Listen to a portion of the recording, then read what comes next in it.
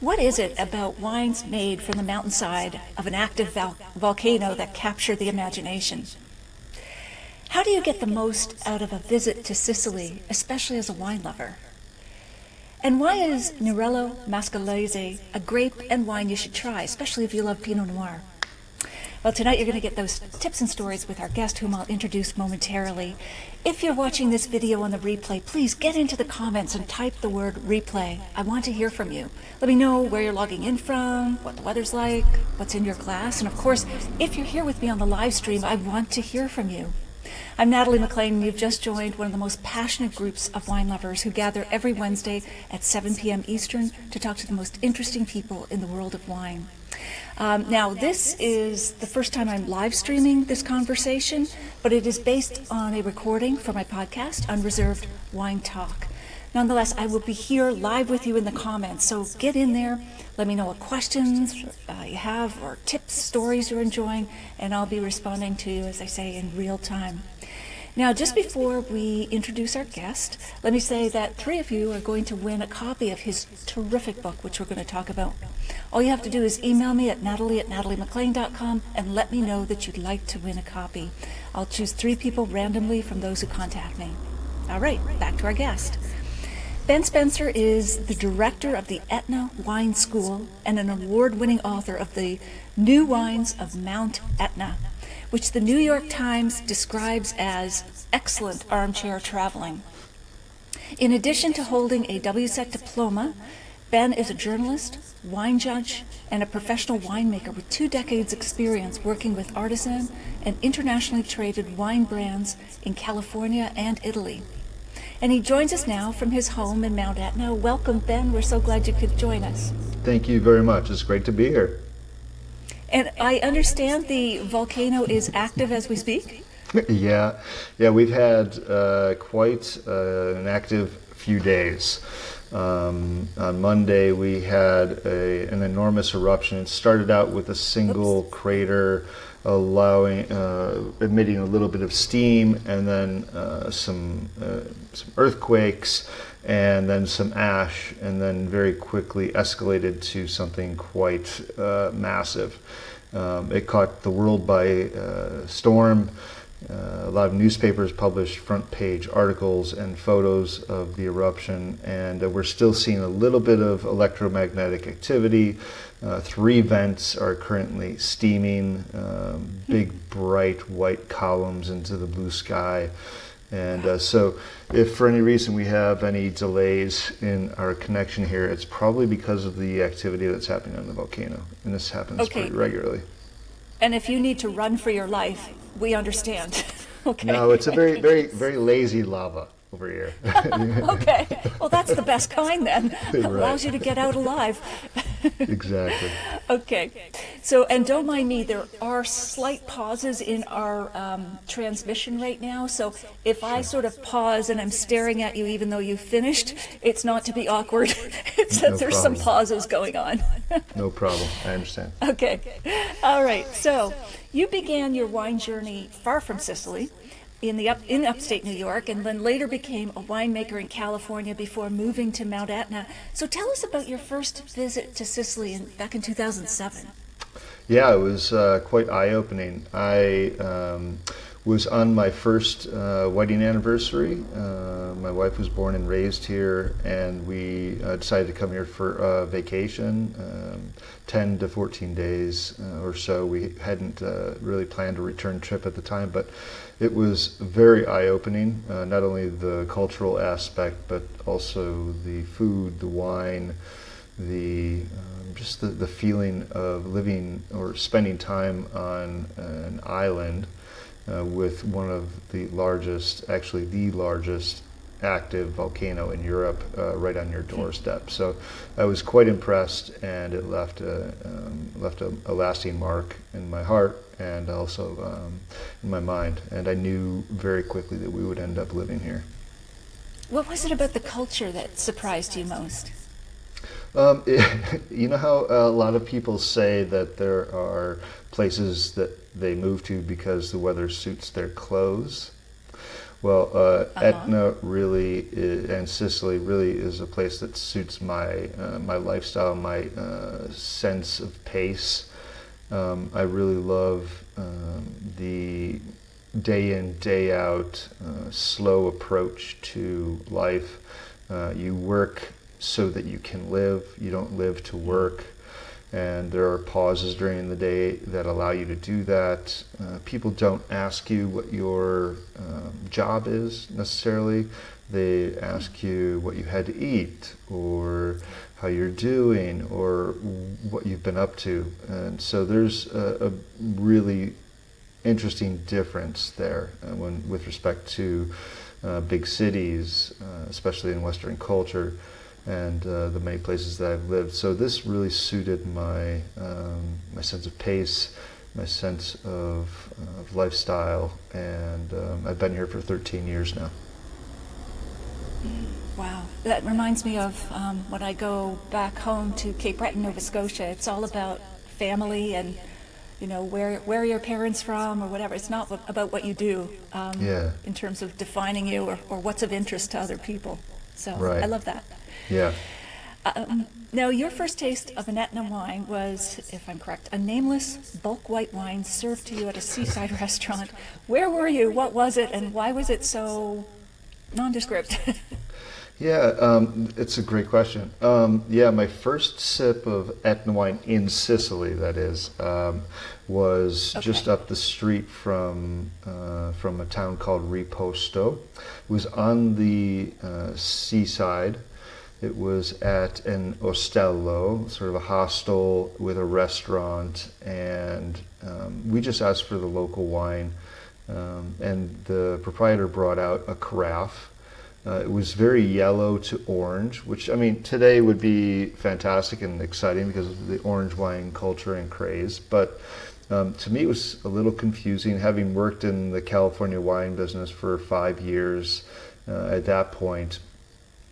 We were very interested in making clean, pristine, crystal clear wines that spoke of a place, that spoke of terroir, of a vintage, of barrels, of certain yeasts and things like this, and also wines that fetched high scores and were age worthy as well. And this was a nondescript, unnameable white wine that had probably been blended into a tank with some red grapes or with some red residual wine, and it was served in a plastic cup. But when I put my mouth to it, when I put my nose to the wine, it was alive with flowers and fruit and this just wonderful liveliness. And once I tasted it, I became even more confused because it didn't have the kind of fruit that I was used to in California. It was a little bit more active on the palate, a little bit more mineral, more savory. The acids were making my mouth flush with saliva. And I asked the proprietor, "What is this? It's fantastic." And I mean, it was €2 per liter. You know, it wasn't anything expensive, but he couldn't answer the questions I had. He just kept saying it came from the mountain. It came from the mountain, and he probably bought it for €1 per liter from a guy who just drove a truck around, or he himself bought it in cartons or jugs and served it that way. This is a long tradition on Etna. The vino da pasto, the wine for the table, wine for food. Everybody has some vines in their yard, and so this tradition of just making wine as part of the diet is paramount. And for the owner of the restaurant, he was very proud of it, but he couldn't give me any origin or any story, and it made it even more exciting because we were buying expensive barrels, we were paying exorbitant fees for stainless steel and temperature control, and looking for 96-point scores, and these wines were much more exciting, even served in a plastic cup. Wow, that's quite the Yeah. experience. And can you share a story from your early days of exploring Etna's vineyards that fundamentally changed your understanding of the region? I approached Etna with some naivete. The day after I arrived, I had already arranged to be a consulting winemaker with the local producer when I arrived. And the next day, even without any luggage, our luggage got lost, and I went up to the local boutique store and bought some cheap shorts and a funny T-shirt and some rubber shoes and went to work. But without knowing what to expect from the grapes, I wanted to learn from them. And so I think that approach, that naivete, that ignorance of what the grapes were, how to treat them, really gave me an entry into understanding them in a more profound way. And so now I think approaching the wines that I'm making now and the wines I've made over the years, allowing the vineyards here to speak about the place where they grow, where the grapes grow, allowing them to tell us about the vintage, even in some cases what the producers themselves are going through. If, for example, there's drama in the family, or if there's The vines are translating drama, like divorce and getting into the right college, or it could be in some way. There's wines like. In every sense, terroir has something to do about the family and the people that are making the wine. If somebody has a bad tooth and they can't get into the winery for a month, or a broken leg or something like that, and they can't work the vines, there's going to be some sort of a residual effect on what ends up in the glass in some way. And so I like to think that everything matters on Etna, and approaching it this way and learning from Etna has been an education in and of itself. What's the most important thing Etna has taught you?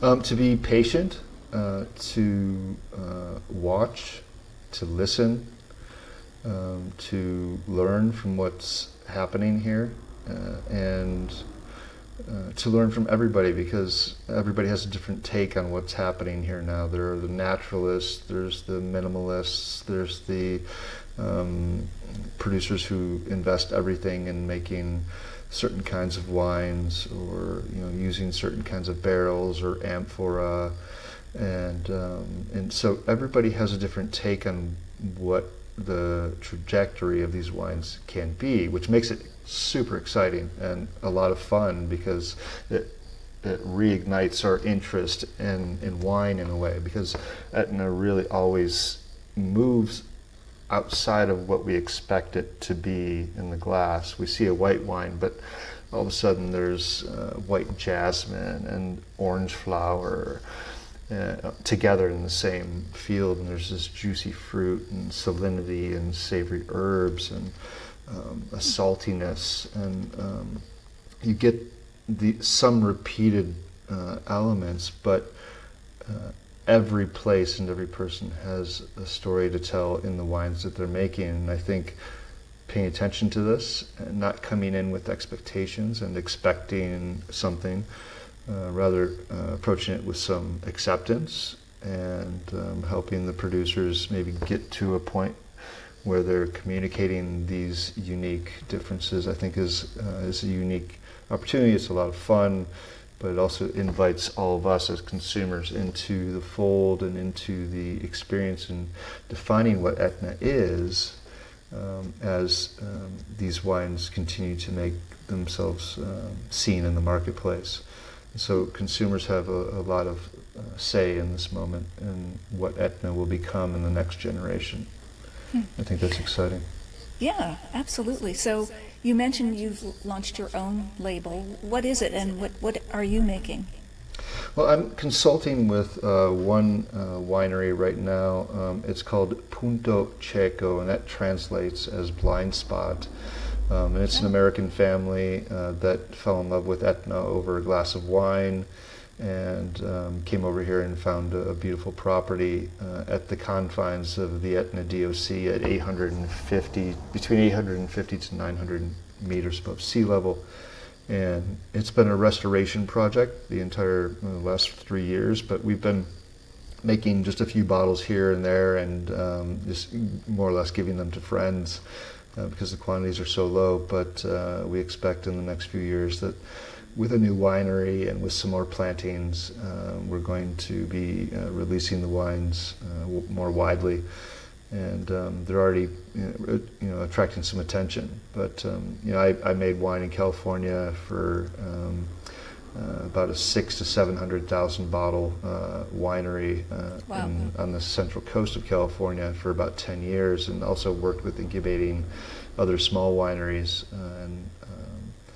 So I had a lot of experience doing that, and now our first vintage was only 700 bottles. So it's a lot of fun. It's a dramatic decrease in the amount of wine, but it's getting back to basics. It's retraining an old vine vineyard. It's working on a budget. It's doing all the things that make a difference in the end. And so it's been fun.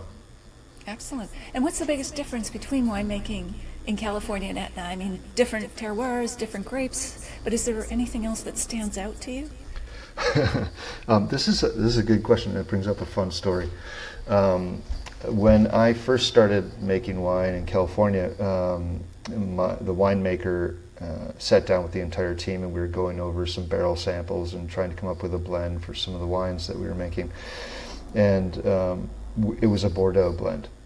And so I was looking at the wines and approaching them in my notes as if they were a Bordeaux. It was a Bordeaux wine, and explaining my preference for a lighter style, for 12.5%, 13% alcohol wine with dark fruit, some wood, some herbaceous qualities. He said, "Thank you. That's very astute. You got the wine correct, but you're wrong. If we made that wine here in California, we would get nailed. We would make a wine. We would make we'd get 80 points in the review.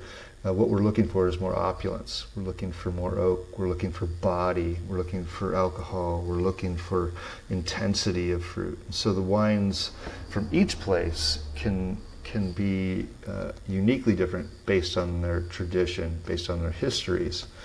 And now with Etna being sort of at the beginning of a new wave of production, just in the last 35, 40 years, we are seeing a lot of people trying to define what that is, what Etna can be and will be. So again, there's the naturalists, there's the minimalist producers, there's the big boys who have a lot of volume. There's the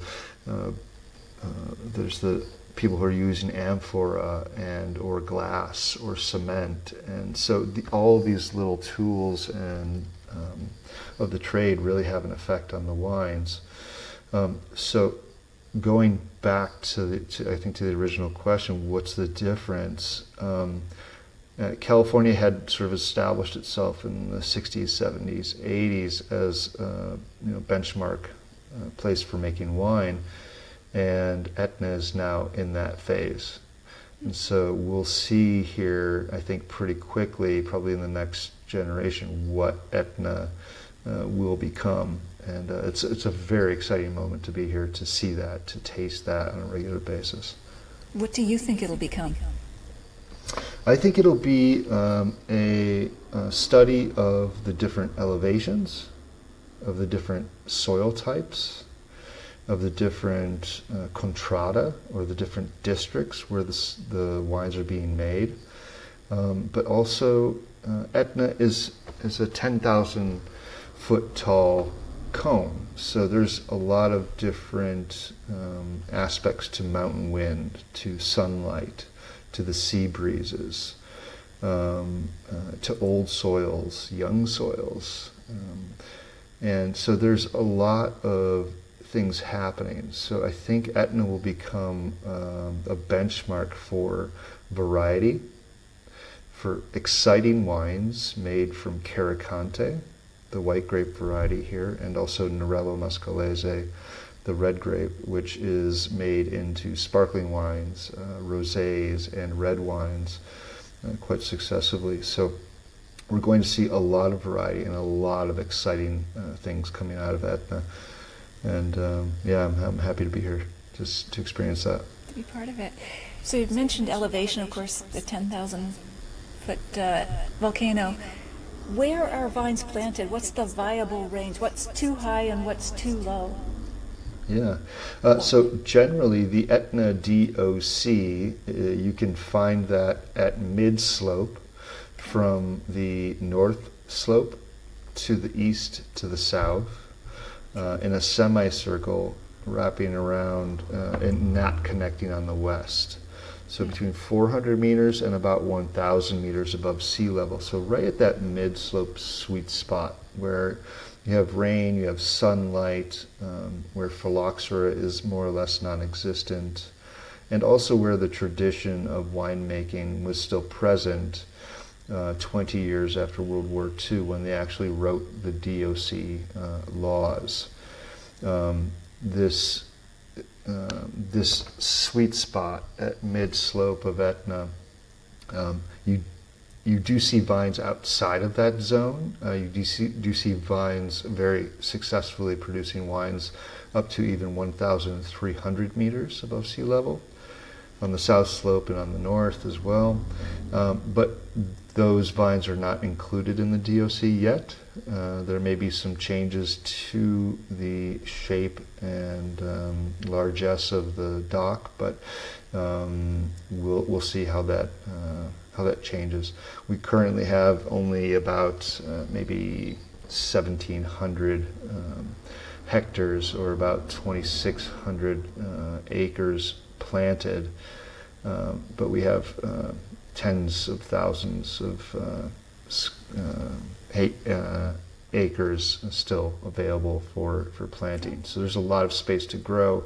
Yeah. But there's some limitations to that with regard to the Etna Park and the UNESCO heritage of Etna, which is protecting slopes and terraces and forests and things like that. So 400 to 1,000 meters is the ideal spot, but there are definitely vines all over this great volcanic cone. And what's the difference generally between vines that are grown at 400 meters and 1,000? Like, is there just do they just become tighter, more acidic, more energetic, perhaps, and more, as opposed to any opulence would be down lower where it's warmer? Grapes ripen. Yeah, it's a great question. So generally at lower elevations, we're seeing a little bit more ripeness, maybe earlier ripening, a little bit more boldness in the fruit. You may even see little outcroppings of limestone or clay in some cases, but we're talking about very early versions of clay. In any case, you see more opulent wines at lower elevations. Also on the south slope, you're getting a little bit more development in the growing season because of the way the sun passes from the east along the south slope. The north slope, we see a little bit more deflected light, especially in the shoulder seasons, so early spring and fall. And so you're getting a little bit more elegance, you're getting younger soils in that part of the mountain, and so you're getting more stony soils as well, a little bit more structure. But even within this sort of very general description, there are outcroppings of older soils, but also very shallow coverings of young soils or sand. There is on the east slope even more rain, and so we're seeing softer tannins in the red wines. One of the things I like to discuss with my guests and students is that Etna is a strata volcano. So it's been built up over several 100,000 years. But what that means is that we're dealing with a lasagna of sorts. I compare everything to food, so forgive me. Well, I can understand that then. How is it with lasagna? Right. So you may plant your vines in the cheese, but they're passing through the noodle and into the spinach and into the mushroom and into the meat. Roots. Exactly. Yeah. Okay. And but not every vineyard is a meat lasagna. Some of them are vegan or vegetarian or a white sauce because of the age of the soil, because of the vibrance of the minerals that are available to the roots. And so this is again one of the complexities of Etna. It makes it maybe difficult to understand, but very exciting to taste and to experience these wines in real time in your glass. Mm-hmm. Because when the volcano erupts and lava comes down, then it hardens. That's, as I think you were saying, brings fresh soils or new soils. Like it's that new mix, at least on the top layer. Yeah. I mean, we have when we have an effusive eruption, a liquid eruption, where the soils are tumbling down the slope, like we see in Hawaii or in other places like in Iceland. That soil or that new earth won't be available for maybe 600 years or so, depending on how fast it erodes. But when sand or pyroclastic eruption occurs and you see the big plume of smoke emitting from the top of the volcano and spreading out over the landscape, in small doses, maybe a couple centimeters, that sand can add some porosity, some drainability to the soil, but it's also literally fresh earth being added to the vineyard landscape, and so that can be used or utilized within a few months for the root tips. And so it's important that you look at this in a way that it is really fresh earth, but also can be quite devastating in large eruptions where that silica is coming down and covering a vineyard landscape. Yeah, would it, if there's a lot of dust or debris, could it suffocate a vineyard? I mean, not going all the way to wiping it out with hot lava, but like, can it just settle so heavily that it kills the vineyard? Yeah, well, it can definitely suffocate the roots. So, I mean, when we're tilling the soil, we're opening up access to oxygen for the roots in the vineyard. When that is covered up with thick black volcanic sand, maybe a foot of sand in some cases, which is very rare, by the way, that can really decimate a vineyard. Not only the roots, but if that really fine glass and larger pieces of lapilli that come down tear through the roots, tear through the leaves, or bruise the grape clusters, you can see some real damage. But generally speaking, the dustings are fairly light, and the volcano benefits from that on a regular basis, especially the southeast and the east slope. Okay, cool. Now, you were the first person to offer certified courses for students interested in Etna's volcanic wines. Can you tell me a little bit about your study programs? Yeah, sure. Etna Wine School was founded in 2012. Actually, December 29th. I remember I was sitting in my chair and I was thinking, what should I do when I get to Sicily?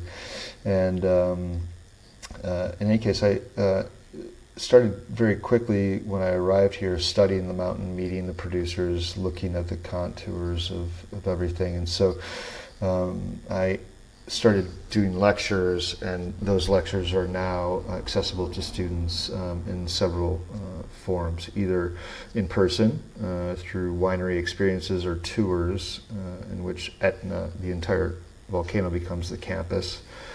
Those can be short courses, half-day tours, full day tours, multi-day tours, and then there's an online program that sort of coincides with that, and that's the Etna Wine Enthusiast program. But then there's a more in-depth program that's called the Etna Wine Ambassador program, and that includes independent study and also a week-long intensive course here on Etna, where we're studying the wines of Sicily, but also the wines of Etna in their context here in the vineyards. We're looking at the vines, how they're grown, how the wine producers make the wines, and then at the end of the week there's an exam, including blind tasting of several wines to assess whether they are Etna or not. Finally, there is an Etna Scholar track, which is for Etna ambassadors who have passed the exam successfully, and they are invited back to Etna, or they can do this from home. And the ambassadors are encouraged to come up with a research project, something about Etna, and we work on a publishable essay article, and then work to get that published in newspapers or in journals, and then that goes into a library of study materials for anybody engaging in the Etna Ambassador program. That's great. Comes full circle. That's terrific. Exactly. I'm sure a lot of people would be interested in that, especially where you can do it online from home and then eventually visit if you like. Mm-hmm. Was there a pivotal aha moment when you went from making, serving, teaching about wine to writing about it? I think so. Yeah, I was making wine in California, and I was invited to write an article about winemaking, sort of from the novice perspective, because at the time I had only I accepted a job as more or less like a cellar rat for a seasonal gig, internship, stage, whatever you'd like to call it, but it very quickly became something I loved to do, and I was asked to stay on full time. So I approached winemaking from a poetry degree. Wow. And Fine laureate. yeah, right, exactly. They go very well together. So my passion has always been writing. So for an editor to contact me and say, "Would you be interested in writing something about wine?" It sort of joined the two things together. So I started writing about winemaking, the technical side of it, and then was also invited to write for Gary Vaynerchuk, who at the time owned Corked. Yeah. I don't know if you remember this period. Yeah, Corked and our Wine Library TV, right? Right, exactly. Yeah. And so I was working as a sommelier, moonlighting as a sommelier in Carmel by the sea, and I was writing about the winemaker's perspective of being a sommelier and what that means for education at the table, what it means for assessing wines when you open them. It was a lot of fun to do that, and it just sort of caught on, and so I've been writing about wine since 2007. Very good. Yeah. And tell us in a nutshell how the new wines of Mount Etna are, how the book is different from maybe other books about Etna or Sicily. Yeah, I think this is probably the new wines of Mount Etna. Here, I don't know if I can show you the book. Yeah, you got the cover here. there. Yeah, there we go. And for those who are listening, we'll put a link in the show notes. Beautiful. Yeah. Terrific. So the new wines of Mount Etna is the first, or was the first, book about Etna in the English language. It approaches the winemaking, the grape growing, the rainbows, the light, the water flow, the history, and also the particular familial stories of everything that has been happening on Etna for the last several hundred years, including old grape varieties, the transitions between imported varieties into the Benedictine vineyards, the new super crews that are happening on the mountain today, the building of the Church Etna, everything that has to do with Etna in some aspect. And for me, it was important to put that into my perspective and put it through my lens. And so there's a lot of personal stories in there, and every page is filled with a lot of passion and a lot of fun. And it was a blast to write. That's great. Now, you mentioned rainbows. Is there a rainbow effect on wines? On wine, not necessarily, but this is very much the land of rainbows. In the spring and the fall, there are rainbows all the time. It's really? fantastic to see double arches. Sometimes I was driving around with a journalist and wine educator from London one day, and we came around the bend high up on the mountain, and there were these thunder clouds that opened up, and there was a vertical rainbow. And it was just a very memorable moment. Wow. But with that amount of light, with that amount of moisture in the air, we have incredible intensity of light. And so the vines are benefiting from this in a lot of ways. Helps with photosynthesis, with development, with phenolic ripeness. And so the rainbows are a sign, perhaps, that there's a lot of light, but there's also a lot of moisture to bounce that light around the valleys and the hills where the vineyards are planted. And what was the most surprising thing you discovered while researching or writing the book? Ooh, I think I knew that I loved this place, but I think the surprise was how many other people truly love the place, including the people that are doing the work. And the farmers go into the field every day, they do the work that's necessary, but to see the excitement on everyone's face, to see their stories coming to the page, and then to also release the book, it was very eye-opening. People are learning about Etna, but also the book is written in a way that even novice learners can learn about winemaking. Everything from grape growing to malolactic fermentation, MLF, but also the personal stories about Etna and how to even enjoy wine here on Etna. It's a new culture for wine tasting, for wine tours, and so everybody's excited about that as well. There's a lot happening, and I think the excitement, it comes from a lot of different directions. But for me, it's definitely multi-pronged. And what was the most challenging part of writing the book? I think research was really tough. There's not a lot that was written about Etna. If we look through history, we do see a lot of books written about the politics, about the church, about the government, and you don't see a lot of people writing about the garden. You don't see a lot of people writing about their fields. And so doing that research was sort of leapfrogging from book to book, but also footnote to footnote, and then those books to other books. And so it was a 4-year process. In the end, we published a book that was about 350 pages long. Now the new edition is 400 pages.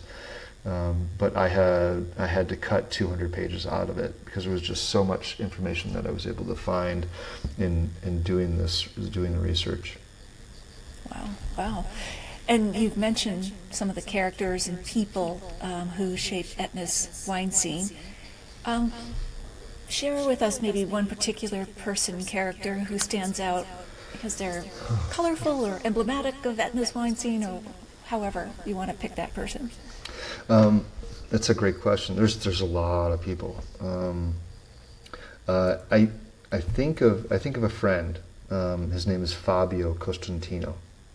He and his family own Terra Costantino, and his family bought their property near Via Grande in Contrada Blandano, in the 70s, and it was an old vine vineyard, or the property had an old vine vineyard on it. It had been reorganized during sort of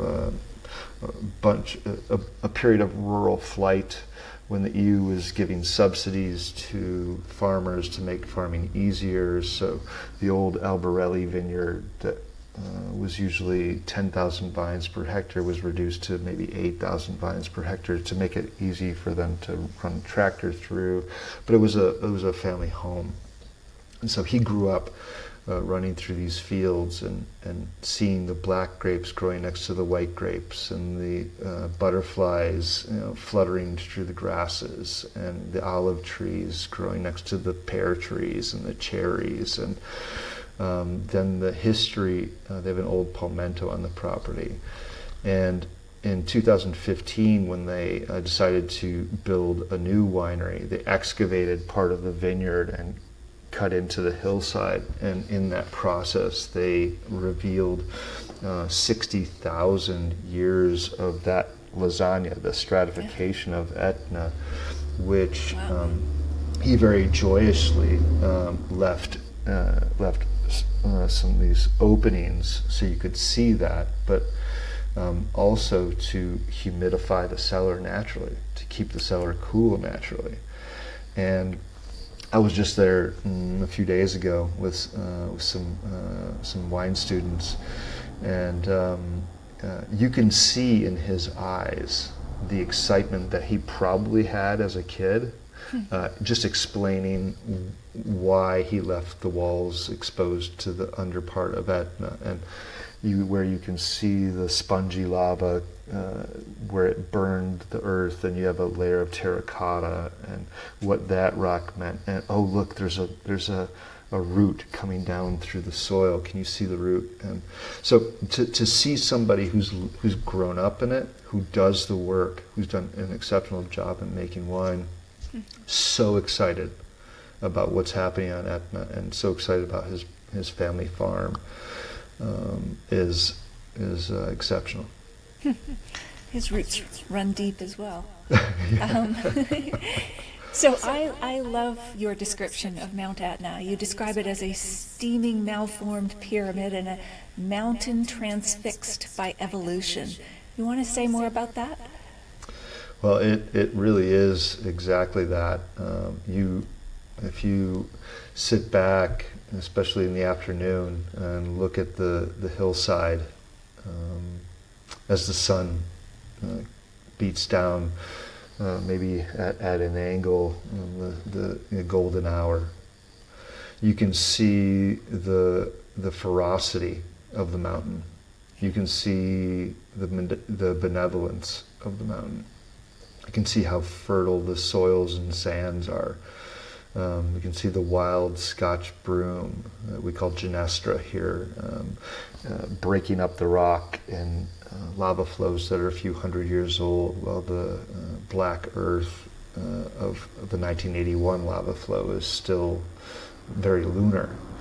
And then even beyond that, the sort of soft, wispy wheat in the breeze, the golden wheat eating up from the 1647 lava flow, with just right next to the forest, but all of it coming in at different angles, and the shadows and how the light plays on it.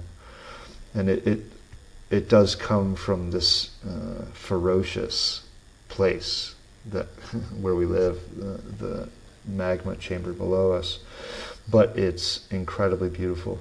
And I think if we're able to allow ourselves to relax and look at it, we can see just how maybe the hard stuff is also quite beautiful and beneficial. Very poetic. I can see your roots now. We've already talked about this, but I still love the description, so I'm going to say it anyway. Mount Etna is a perpetual baby in terms of its vineyards, soils, constant rejuvenation of the soil through ash and lava, impacts the vine's health, and the resulting grape characteristics. The lava flows are centuries old and vary widely, so how would a producer maybe choose one flow over another for planting? That's a good question. Everybody has their preferences.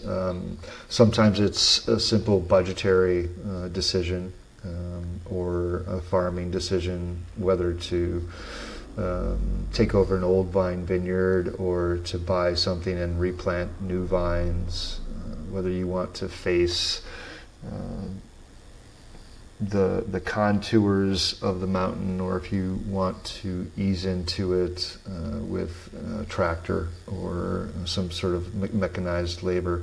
Not that many producers do much more than use a tractor in the vineyard. It's very difficult to use heavy machinery on Etna, and everybody harvests by hand. But certain contrada, certain lava flows, the age of the soil, the slope, east, north, south, they have different flavors, they have different spices, and it's all that lasagnification of the mountain. It has its own style. Sometimes producers are born into a particular contrada and they assume control of their family farm.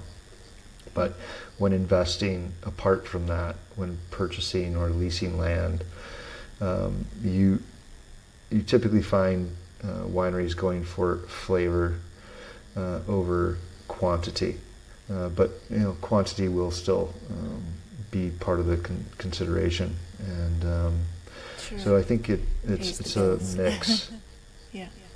Yeah. Now, when I think of volcanic soil that's hardened, I think of this black rock. Are people actually drilling down and planting vines in there, or seedlings? I mean, can anything grow in that? It just seems like, I don't know, like lunar as you described it. Yeah. I mean, Etna has an amazing amount of fertility. It's very sandy. It's very rocky, so you don't think that there's much that can grow, but it's very, very fertile. And you can plant just about anything here. We have citrus, we have kiwi, we have cherries, olives, nuts, you name it. The vines are only part of that biodiversity.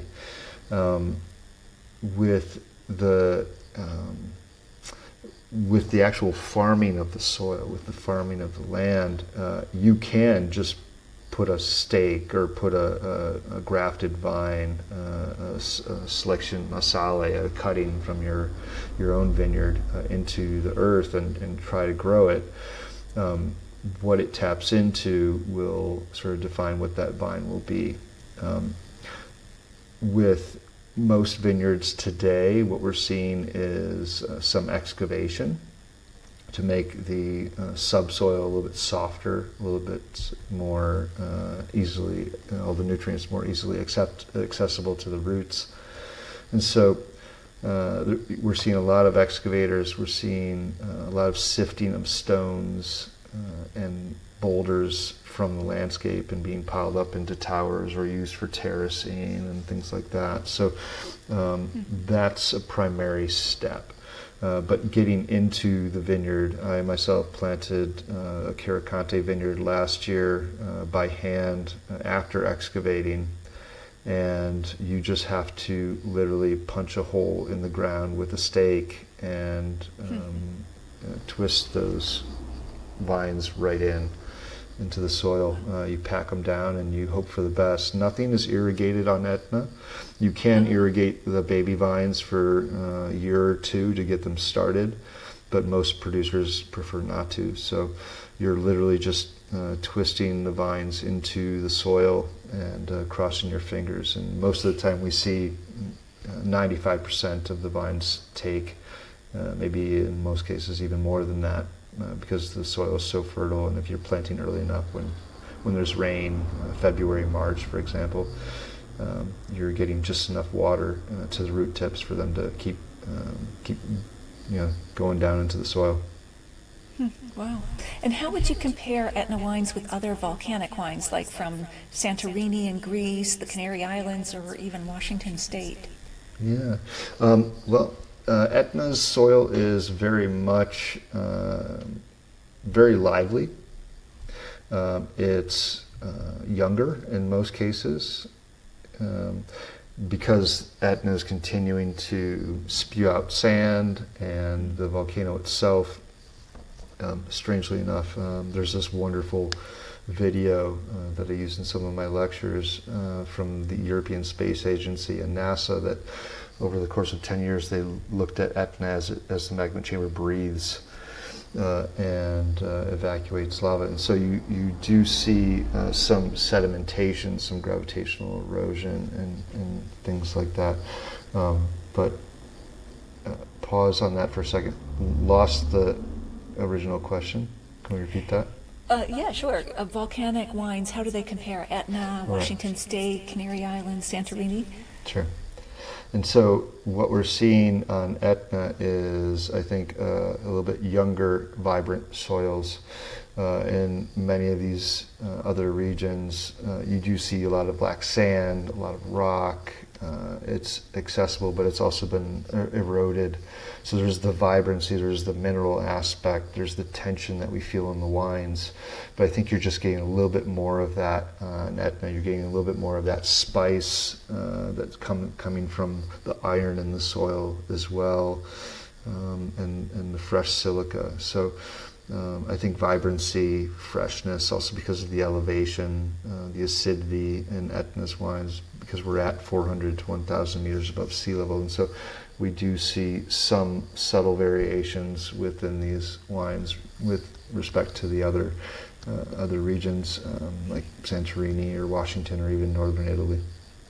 Interesting. How high can vines be planted? Like, are the highest vines like in Mendoza, Argentina? I was just thinking context or perspective. How high up is 1,000 feet above sea level? Yeah. Mendoza, I think, is probably taking the cake on that one. I'm trying to remember how high up they go there, but it's pretty high. The vines on Etna, we do see them growing at the highest I've seen is about 1,370 meters. So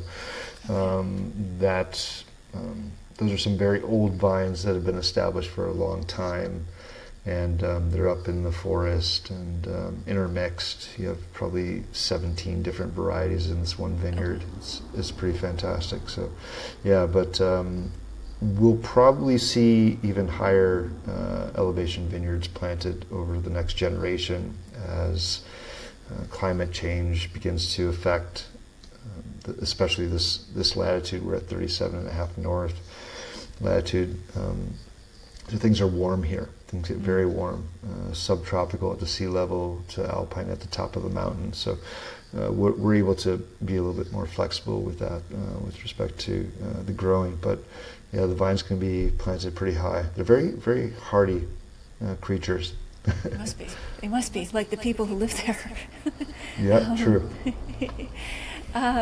So you've mentioned mixes of different grapes growing together, these sort of field blends. Are they still common, or is viticulture moving toward, just vineyards of Nerello Mascalese? Yeah, and other grapes? We do see the old vine vineyards have this spiced approach to their vineyards. This is a Tuscan and even like Benedictine Franciscan approach to wine growing, adding biodiversity to the vineyards, but also because of the fermentation process on Etna, which was in gravity operated palmenti. So these stone vats that move down from one level to the other. You see very fast, hot fermentations as 3 days, 6 days, where all the esters are evacuated from the tanks. So historically, it was better to have one grape variety for aroma or two, black and white grape varieties, again, growing side by side, another one for bulk, another one for tannin, another one for color.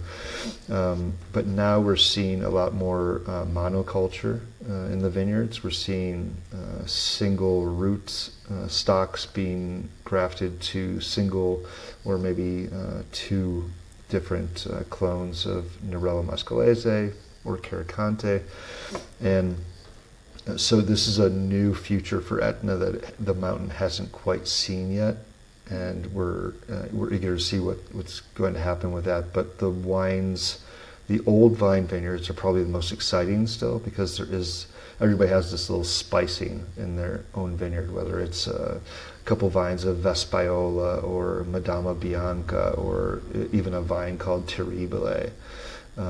Literally terrible, not because of how it tastes, but because how hardy it is. Even Grenache Noir on the northwest slope. So everybody that has an old vine vineyard has a little bit of spice in their wines, and you see it a lot in the white wines, especially with like Minella and Grecanico and things like that, in the Caricante and Etna Bianco wines. Wow. But sorry, go ahead. No, the monoculture is really the way things are moving forward. Right. And you've called Nerello Mascalese Etna's Pinot Noir. What parallels do you see between those two grapes? Yeah, it's very interesting to see how Nerello communicates the soil type, also the elevation of a specific vineyard. It tells you a lot in the glass, whether it's the age of the soil, the mineral content, the amount of iron in the soil, whether it's from the east slope or from the north or even the south. You can maybe tell just subtle variations in the tannins and the fruit, as we mentioned before with the elevation, more ripeness, more bold fruit, more dark colors from lower elevations, generally speaking, of course. And so, yeah, there's these subtleties that, again, are very, very worthy of discovering. So it's that translation of terroir that is similar between the two grapes. Yeah. And is Nerello Mascalese thin-skinned like Pinot Noir and fussy and high maintenance? Like a diva? Actually, that's more the Nerello Capuccio, honestly. Oh, okay. Which is sort of the backup singer for Etna Rosso blends. But Nerello is sort of medium, late ripening grape variety with thicker skins, some tannins, great acidity, but very pale coloring generally. It comes from, as far as we know, with the DNA typing that's been done so far, it's a crossing between Sangiovese and Montonico Bianco, which was historically used in the southern part of the Italian peninsula for making raisin wines. So there's this element of potential sweetness, but this sturdy, hardy skin that can resist ash, can resist sun, can resist certain elevations, and so it does respond very well to Etna, and it very much like Pinot, it communicates where it's grown. Lovely. And you've mentioned Nerello. Is it Cappuccino was the one you just mentioned as the backup singer? Capuccio. Oh, Cappuccino, I don't know. It's very similar. Okay. Watching too many TikTok memes or something. So it's mostly in blends but rarely seen solo. Is there a reason why it hasn't had its chance in the spotlight? Well, there are, I believe, 6 or 7 producers on Etna making Nerello Capuccio in purity. And some of them are doing a really great job. It is a darker variety. It is most likely has some ties to Spain at some point. We're not really sure. But it is, when the authors of the Etna DOC wrote the rules and regulations and recipes for these Etna wines in 1968, what they found in the vineyard was primarily 80% Nerello Mascalese with a 20% of Nerello Capuccio. So this became the standard recipe for Etna DOC Reds and also Etna DOC Rosato. And it made it possible for the producers 20 years after World War II, when nobody was really living on the mountain, to make a wine that had some valor to it without doing much or changing much. And so that's what they found, and that's what they stuck with, and currently that's the recipe. But we see increasing quantities of Nerello Muscolese in blends, lesser and lesser Nerello Capuccio, but I guess it's a really good thing to discover for students, for wine lovers, which blend they like the best or which percentage they like the best. And I think a Nerello Capuccio adds a little bit of color. It sort of softens the tannins of an Etna Rosso. It fleshes out the fruit a little bit, and it gives the wine a little bit more stability over the long term. And so we do see some benefits from it, but and on its own, it's fantastic for everything from sushi to lamb.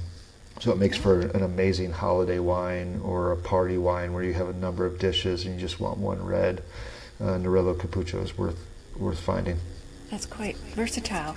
And now, you also mentioned Caricante as the signature white grape. It can develop a chemical compound that creates that sort of kerosene or petrol aroma often found in aged Riesling.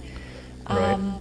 What's happening there? Why does it develop that? Is it just sunlight exposure, or how? Yeah, does it what we're finding in the vineyard is the comparison is, I mean, in Germany it's considered a flaw for a lot of producers. Okay. I was talking to one of my guests recently, and he said nobody wants to hear you respond or say that in a tasting in Germany. Noted. But I like it. I'll even I compare like it it to too. an outboard motor. It's like in the summertime, and it's like, yeah, no, don't say it. Yeah, but on Etna, like in Germany, because we're at elevation and because their latitude is so high up in northern Europe, we see very similar intensities of light and very similar requirements for ripening. And so producers will remove leaves around the fruiting zone to encourage ripening in both regions and in both grapes.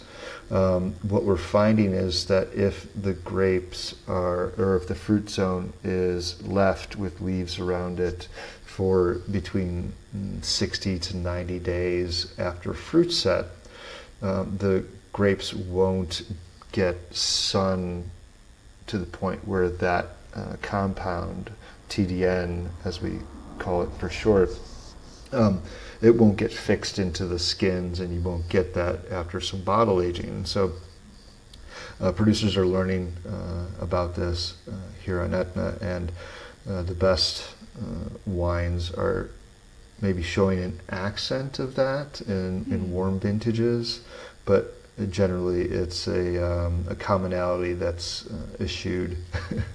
Okay. All right. We won't talk of it anymore. No, I love it too. I really do. And just a small note after maybe 3 to 5 years in bottle, it's great. Oh yeah, absolutely. Now, what was I going to ask you about that? What's the oldest vine you've seen on the mountain? I remember seeing several old vines. I don't necessarily know their exact age, but we can pretty confidently say that we've got vines that are pre-phylloxera, that are own-rooted, that were planted before 1879 when phylloxera hit Sicily and really took over, especially where there's clay. But on Etna we don't have a lot of clay, and so we do have these very, very old vines. So the phylloxera root louse that devastated Europe and California couldn't survive in Etna soils? Right, it's too sandy, and the soils need about 3% clay to incubate phylloxera over the winter.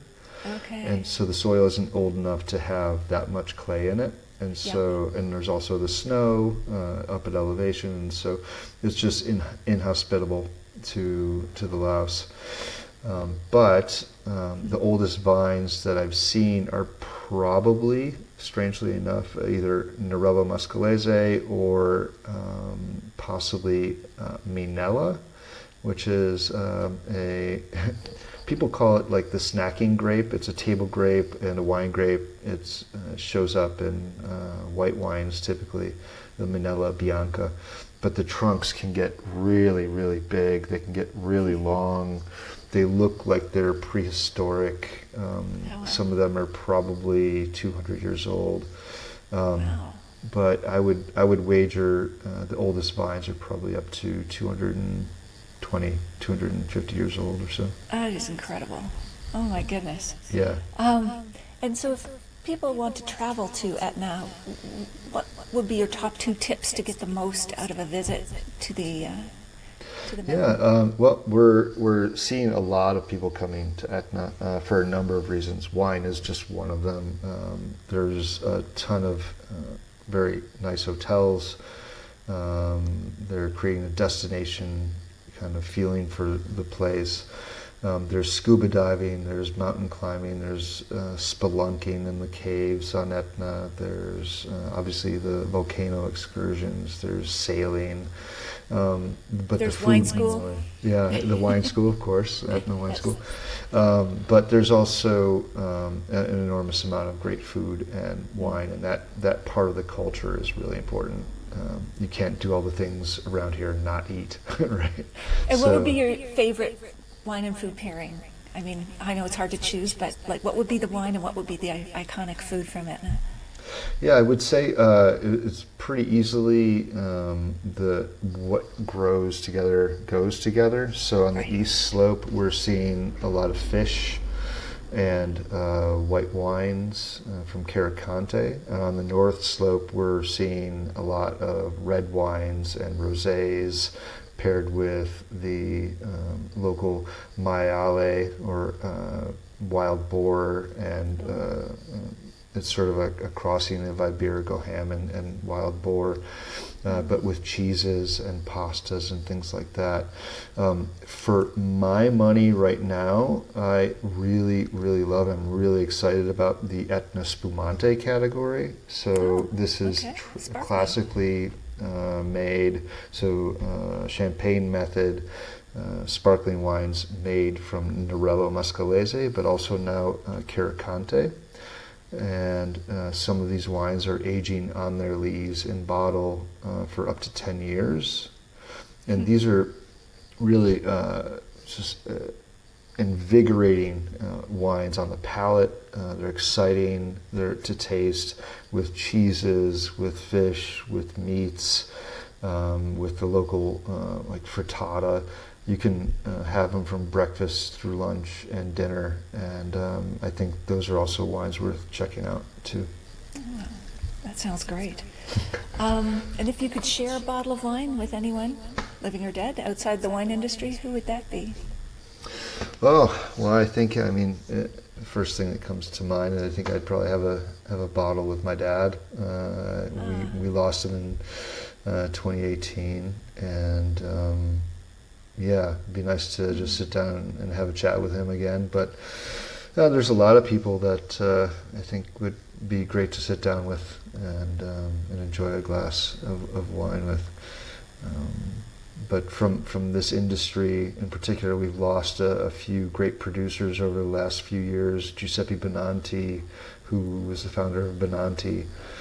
We lost Andrea Franchetti, who founded Passo Bicharo, Silvia Maestrelli, who founded Tinto di Fessina. And so there's a lot of people here, I think, that would agree with me that those few and others would be great to sit down and have a glass or a few bottles with. And I mean, the time has flown, but is there anything we haven't covered, Ben, that you would like to mention before we wrap up? Yeah, just I mean, our wine tasting for me, but I think inviting people to come here is a good thing, and just explore, enjoy this place for all of its variety in a single location, but also getting people to enjoy the Sicilian lifestyle, which is a little slower, it's a little bit more deliberate and family-driven. I think those are important points. Yeah. Absolutely lovely. I know we didn't get to the wine tasting, but do you have a bottle there that you wanted to hold up? Sure, yeah. Well, speaking of Giuseppe Benanti, I have the Benanti okay, there we go. Contrada Montesera. This is the 2022 vintage, very warm vintage. And this is a single vineyard, actually mid-slope of one of the 319 extinct lateral craters, or pocks, that sort of have sprouted up around the cone of Etna. And this is Nerello Muscolese. It's a beautifully ruby-colored wine. The perfumes are just billowing out of the glass. I can smell it from here. Just red fruit and savory herb, and it's a wonderful combination of old Albarelli, so head-trained vines, and also vines trained in unilateral cordon. And it's one of my favorite local single vineyard wines. Albarelli is when they're just sort of like tree trunks sort of curling onto themselves, like they're not on any trellises, or is that correct? Yeah. It's a head-trained vine in gobelet, or what we would imagine with 3 prongs. Okay, so a trunk, and then trained up a chestnut stake, which is tradition here on Etna. Typically planted 1 meter apart from one another, so laborers can work without bumping into the other vines, but also so the vines get 360 degrees of sunlight, and bees can pollinate very easily. And traditionally they're grown in quinconce, which is more or less the same form of the stars in the American flag, that repeating pattern of 5. Here on Etna it's a little bit modified, but if you're standing at one corner of the vineyard, you can see the entire vineyard depending on whichever direction you look. So it's a great way to monitor your vines, and it's great for concentration of flavor, for ease of farming, and it works really well for unirrigated vines like we have on Etna. Lovely. Wow. Well, I'm sure we all need to go to the mountain soon after this conversation. You're all invited. It just sounds magical. The wines, the place, the food, the light, everything. Ben, thank you so much for sharing these stories with us, and congratulations on this book. Thank you. Urge everyone to get it, The New Wines of Mount Etna. A few of you will win a copy, but why wait? Just go buy it. There you go. I will say goodbye for now, but please don't log off just yet, Ben. But thank you so much. Really pleasure talking with you. Yeah, thank you. It's been a great time. Okay, cheers. Cheers.